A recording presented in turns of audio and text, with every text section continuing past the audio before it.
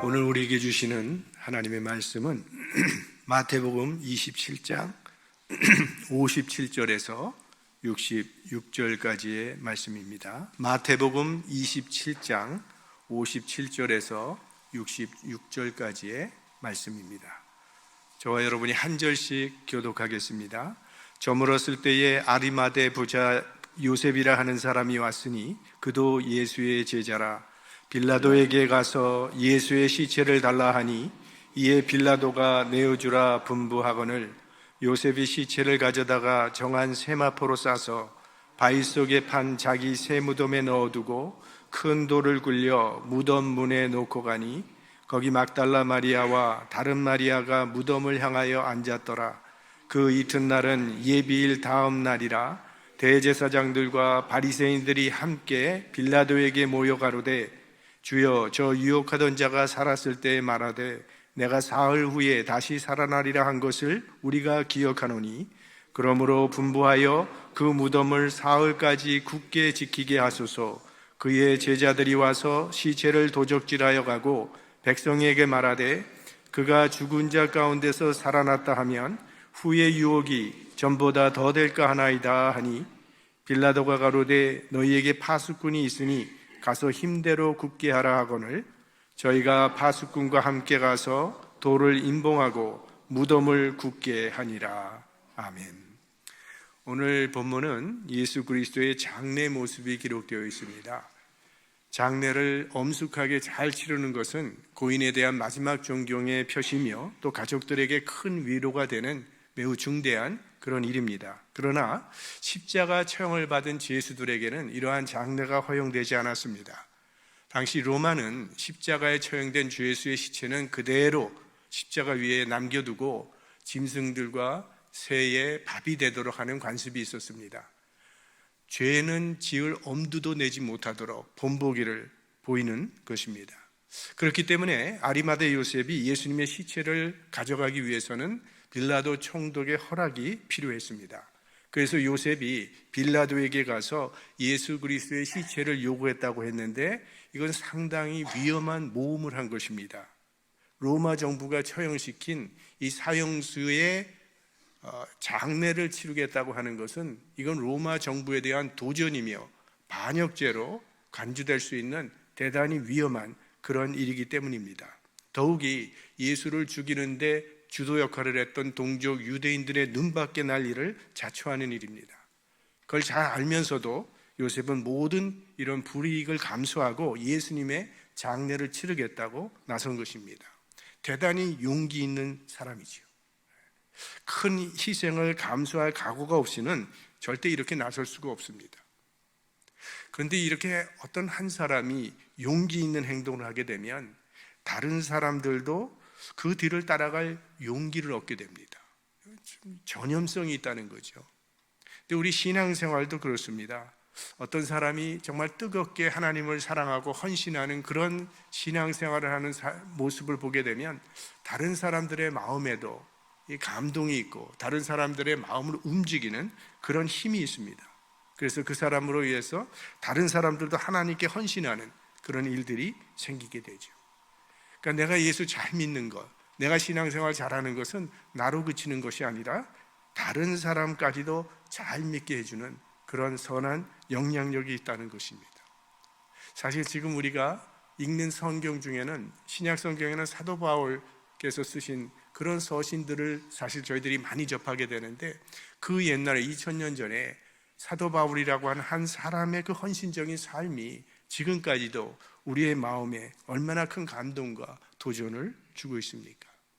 그러니까 나 한 사람의 주님 향한 헌신은 공동체 전체에 선한 영향력을 끼치게 된다는 겁니다. 그런가 하면 이런 비난이나 원망도 이 전염성이 있어서 사람들의 영혼을 무너뜨리고 공동체의 하나됨을 해치는 것이죠. 그래서 그런 악성 전염병이 퍼지지 아니하도록 철저히 방지하면서 건강한 교회 공동체를 함께 만들어가야 하는 것입니다. 자, 그동안 3년 동안 예수님과 동고동락했던 제자들은 지금 모두 도망가 버렸습니다. 예수님께서 사람들에게 인기를 얻고 영광의 자리에 계셨을 때는 그의 옆에 늘 있었던 제자들이 예수님이 정말 도움을 필요로 했던 그 고난의 시간에는 모두 사라져버리고 없었습니다. 근데 전혀 뜻밖의 인물이 나타납니다. 이 아리마대 요셉이라고 하는 숨어있던 제자가 나타나서 도움의 손길을 내밀게 됩니다. 다 예수님을 떠났습니다. 우리가 사는 세상에도 하나님을 떠나는 사람들이 점점 많아지고 갈수록 악이 팽배해가는 이 세상을 바라보면서 우리는 소망을 잃게 되고 때로는 낙심할 때가 있는데, 하나님께서는 그런 때도 남겨두신 사람들이 있다는 사실을 잊지 말아야 합니다. 엘리야가 자기 혼자 남았다고 생각했는데 나중에 깨달은 것은 하나님께서 바알에게 무릎 꿇지 않은 7,000명을 남겨두셨다는 사실을 그 나중에 깨닫게 되죠. 그러니까 하나님은 절대로 불을 다 끄시지는 않는다는 것입니다. 작은 불씨나마 남겨두셨다가 때가 되면 다시 불타오르게 하시는데, 이 아리마대 요셉이 바로 그런 예수님의 제자로 나타나게 됩니다. 아리마대 요셉은 이제 복음서를 살펴보면 그런 사내들인의 공회원이고 아주 존경받는 고관이고 또 아주 부자였습니다. 유대 나라에서 이 공회원은 가장 출세한 사람입니다. 왜? 공회원은 나라에서 최고의 권한을 가지고 있는 사람들이기 때문입니다. 그래서 예수를 죽이기로 결정한 사람들도 이 공회원들이었습니다. 하지만 요셉은 공회원이었지만 예수님의 사형 판결에 반대표를 던졌던 사람입니다. 누가복음에 보면 공회의원으로 선하고 의로운 요셉이라 하는 사람이 있으니 저희의 결의와 행사에 가타하지 아니한 자라. 그는 유대인의 동네 아리마대 사람이요 하나님의 나라를 기다리는 자러니, 이렇게 나와 있습니다. 그러니까 요셉에 대한 여기 표현하는 것이 그는 선한 사람이고 의로운 사람이라 이렇게 되어 있고요, 또 예수의 결의에 함께하지 않은 사람이라고 되어 있고 하나님의 나라를 기다리는 자다 이렇게 되어 있습니다. 바로 이 요셉이 주님의 시체를 가져다가 자기 무덤에 정성껏 장례를 치렀다는 겁니다. 그가 아니었다면 우리 예수님의 시체는 짐승의 밥이 돼버리고 말았을 것입니다. 이스라엘 사람들의 무덤은 주로 동굴로 되어 있습니다. 거기는 자연 동굴이 많기 때문에 보통 사람들은 자연 동굴을 무덤으로 사용을 했는데, 돈이 좀 많은 사람은 인공으로 이 사람들을 사서 인공 동물을 파서 이 무덤으로 사용하기도 했습니다. 그 하나 만들어 놓으면 대대로 자기 가족 또 가문 대대로 쓸 수 있는 그런 가족 공동묘지였습니다. 예수님은 사람을 장사한 일이 없는 새 무덤에 장사되었다고 했는데 이거는 아리마대 요셉의 무덤이었습니다.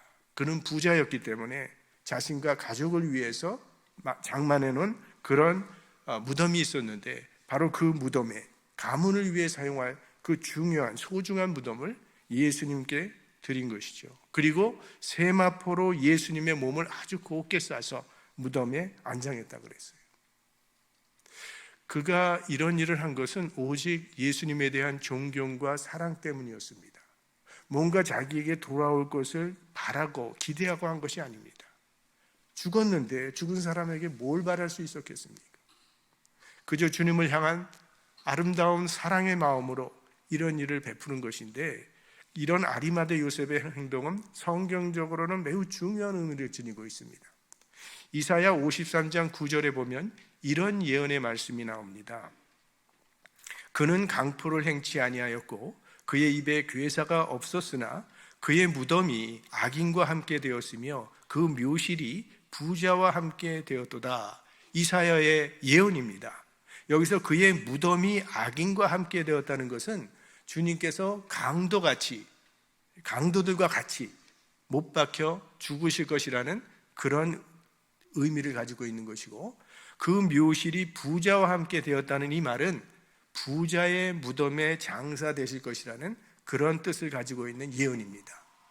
아리마대 요셉이 이런 하나님의 역사가, 하나님의 말씀이 이루어질 것을 기대하고 한 일은 아닙니다. 그렇지만 결국 주님을 향한 그의 사랑의 헌신 때문에 하나님의 말씀이 성취된 것입니다. 아리마대 요셉은 자신의 헌신이 이처럼 귀하게 사용되어질 것이라고는 상상도 못했을 것입니다. 부지 중에 천사를 대접했던 아브라함처럼 하나님의 역사는 어떤 큰 일이나 엄청난 희생을 통해서라기보다는 그저 진실된 작은 사랑의 헌신을 통해서 이루어지게 된다는 것을 우리는 이 아리마대 요셉을 통해서 배우게 됩니다. 그리고 요한복음에 보면 또 한 사람이 나타납니다. 니고데모라고 하는 사람이 모략과 침향 섞인 모략을 100근을 가지고 장례식에 찾아왔다, 이렇게 나와 있습니다. 니고데모는 우리가 아는 바처럼 밤에 몰래 예수님을 찾아와서 영생의 도리를 물었다가 네가 이스라엘의 선생이라고 하면서 중생의 도리도 모르냐는 핀잔을 들었던 사람입니다. 니고데모 역시도 사내들인 공회원이었고 아주 지체 높은 고관이었는데, 그런 사람이 갈릴리 목수의 핀잔을 겸손히 받아들이고 그도 결국은 예수님을 믿는 숨은 제자가 되었던 것을 알게 됩니다. 여기 100근을 가져왔다고 했는데 100근 하면 지금 75파운드 정도 된다고 하니까 굉장한 분량을 가지고 온 것입니다. 오늘 예수님의 장례식에 사용한 이 세마포와 그리고 이 모략은 당시 왕족이나 귀족들의 장례식에 사용한 그런 귀중한 물품이라고 합니다. 그래서 예수님은 세상에 계실 때는 별로 대접을 못 받았는데 돌아가신 후에 그 장례에는 최고의 왕 대접을 받았다고 말을 합니다.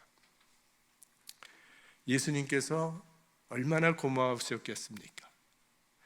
그래서 사람을 외모로 취하지 말라고 성경을 교훈하는 것입니다. 누구도 다른 사람의 신앙을 함부로 속단해서는 안 됩니다. 우리가 잘 알고 있는 얘기지만 천국에 가면 놀랄 일 3가지가 있다고 했습니다. 첫째는 전혀 예상하지 못했던 사람이 천국에 와 있어서, 둘째는 당연히 천국에 갈 것이라고 기대했던 사람들이 보이질 않아서, 셋째는 나 같은 사람이 그곳에 있어서.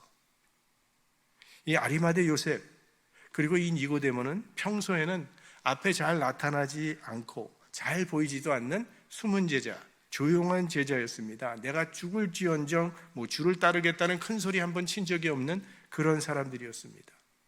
늘 말없이 자기 자리에서 자신의 일을 충실히 수행하던 사람들이었어요. 그런데 십자가라는 결정적인 사건 앞에서 주님과 운명을 같이 하기로 결단하고 나타난 사람들입니다. 어떤 결정적인 순간이 오면 그 사람이 정말 예수 믿는 사람인지 드러나게 됩니다. 성경에 나타나는 예수님의 제자의 성격은 크게 2가지로 분류할 수 있는데, 참 좋을 때는 함께하고 나타났다가 어려울 때는 숨어버리는 제자가 있는가 하면, 좋을 때는 별로 나타나지 않고 숨어 있다가 어려울 때 나타나는 또 그런 제자들이 있습니다. 우리가 배운 이야기, 진정한 친구는 어려움에 처했을 때 나타난다고 하지 않았습니까? 그러니까 어려울 때 함께하는 그 사람이야말로 정말 친구라는 거죠. 평소에 자주 전화를 하면서 친하게 지내던 친구들도 어떤 친구가 어려워지면 회사에 부도가 난다거나 이런 일이 생길 때는 전화 받기를 꺼려합니다. 힘든 부탁을 할까 봐. 근데 이 교회도 거의 비슷하게 보이는데, 참 좋은 일이 일어나고 영광스러운 일에는 많은 사람들이 나타나지만 교회가 고난스러운 일을 감당하고자 할 때는 같이 하는 사람들이 그지 많지 않다는 것입니다. 어려울 때 나타나는 사람이 진정한 제자입니다. 주님이 정말 우리를 필요로 한 그때에 이 아리마다 요셉처럼 내가 여기 있나이다 나서는 사람들이 되실 수 있기를 바랍니다. 한편 예수를 죽이는데 앞장섰던 대제사장들과 이 바리새인들은 예수님께서 죽은 후 사흘 만에 다시 살아날 것이라고 예언하신 말씀을 그들은 기억하고 있었습니다. 그들은 예수의 부활을 믿지는 않았지만 혹시라도 예수의 제자들이 이 죽은 예수의 시체를 훔쳐간 후에 예수가 부활했다고 사람들을 선동할까 봐 철저한 조치를 취하는 이야기가 오늘 본문 후반절에 나옵니다. 그런데 그들의 이 철저함과 치밀함은 이 부활의 관점에서는 참으로 다행스러운 일이었습니다. 부활의 신빙성을 더해주는 그런 요인이 되었기 때문입니다. 예수님의 원수들은 예수가 부활할 거라는 예언을 기억하고 철저한 조치까지 취했는데 정작 예수님의 제자들은 다 잊어버리고 모두 도망을 가서 그림자도 보이질 않고 있습니다. 하지만 제자들이 예수 그리스도의 시체 근처에 없었다고 하는 것도 부활의 관점에서는 다행한 일이 되어버렸습니다. 이 대제사장과 바리새인들이 빌라도에게 찾아가서 무덤을 지킬 경비병을 특별 요청했습니다. 사실 이 일은 빌라도 총독과 유대 종교 지도자들의 사활이 걸린 매우 중대한 일이기 때문에 빌라도도 그 요청을 듣고 즉각 조치를 취합니다. 그래서 예수 그리스도의 무덤에 조치를 취하는데 두 가지의 조치를 취하는 그 이야기가 나오죠. 먼저는 무덤 입구를 막고 있는 그 돌의 인봉을 움직이지 못하도록 인봉을 했습니다. 이 로마 정부의 인봉은 로마 정부의 로마 관리의 권위 또 로마 관리의 허락이 없이는 절대로 뗄 수가 없는, 손대지 못하도록 그렇게 되어 있습니다. 그래서 빌라도 총독의 인을 찍어서 총독의 권위로 봉을 해버렸습니다. 또 하나의 조치는 그래도 마음이 놓이질 않아서 군인들을 시켜서 보초를 서도록 했습니다. 로마 군인들의 보초는, 경비는 보통 4사람이 한 조가 됩니다. 그리고 이 4사람이 한 조가 돼서 6시간씩 4조로 24시간을 교대로 지키도록 그렇게 되어 있습니다. 그러니까 16명의 군인들이 교대로 이 예수님의 무덤을 지켰다는 것입니다. 이보다 더 철저할 수는 없는 일이죠.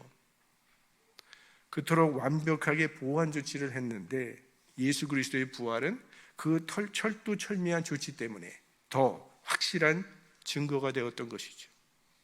만약 로마 군인들이 지키지 아니하고 예수님의 제자들이 무덤을 지켰다면 부활에 대한 거짓 소문이 날만합니다. 그러나 원수가 지켰기 때문에 예수님의 부활은 더욱 확실한 진리가 될 수 있었던 것입니다. 이런 것을 가리켜 우리는 합력하여 선을 이룬다는 말을 하죠. 말씀을 마치겠습니다.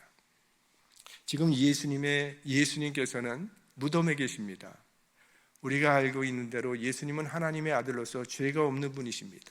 의인이신데 억울하게 십자가에 처형당해 돌아가시고 예수님을 죽인 악인들은 지금 승리의 축배를 들고 있습니다.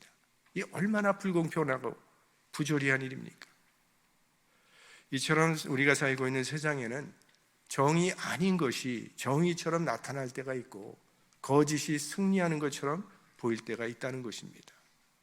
그러나 하나님은 다 보고 계시고 모든 것을 알고 계십니다. 그리고 때가 되면 진리가 승리하도록 역사하십니다. 그것이 예수 그리스도의 부활 사건입니다. 우리가 한 주간 동안 고난주간 기도회로 모였는데 이 고난주간의 결론은 고난이 아니라 부활입니다. 우리 인생도 마찬가지입니다. 우리 한평생 사는 이 인생은 고난주간과 같습니다. 그러나 우리 인생은 죽음으로 끝나는 것이 아니라 부활이 기다리고 있다는 사실을 예수 그리스도의 십자가와 부활이 우리에게 증거해 주고 있는 것입니다. 우리 모두 예수 그리스도의 십자가뿐만이 아니라 부활에도 참여하는 하나님의 사람들이 될 수 있기를 주의 이름으로 축원합니다.